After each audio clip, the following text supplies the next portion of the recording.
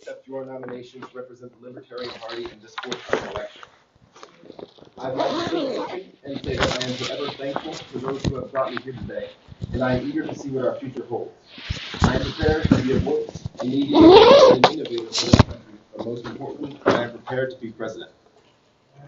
As president, I will uphold the freedom of choice, the freedom to allow you to choose your path in this nation rather than be told how to live by nothing more than a dictatorship of a kinder name. As president, I will uplift this country's spirits. I will uplift the voices that speak nothing but acceptance and social equity, and uplift the voices silenced by communities that wish to take away basic civil liberties. I like it. Raise it up. Raise it up. As president, I will be the leader this generation needs. Today's society is too complex to be categorized by simple black and white ideals.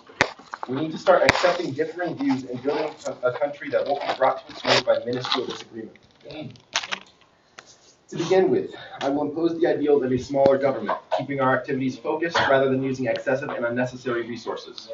This would in turn bring down the amount taxpayers have to put forth, increase the freedoms of individuals, and reduce fraud while increasing accountability. It is your right to freedom and your right to make choices on your own behalf.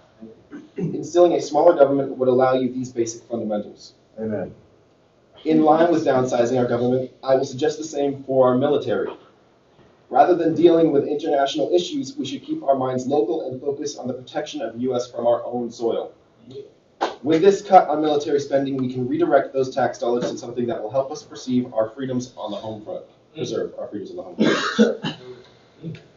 Drilling will only be continued off of our local shores, better contained so that petroleum runoff will not pollute the shores of the Golden State of California, and we will provide a better environmental conscience to combat climate change as best we can.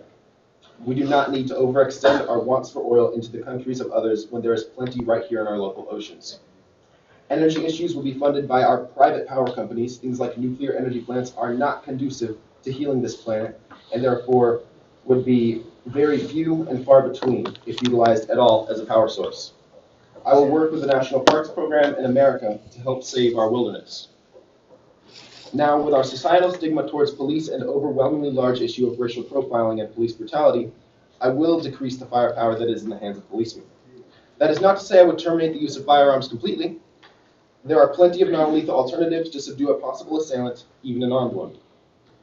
As far as civilian ownership of guns, background checkers will find it much easier to get their hands on mental health records, thereby allowing them to decide who is and who is not capable of owning a firearm.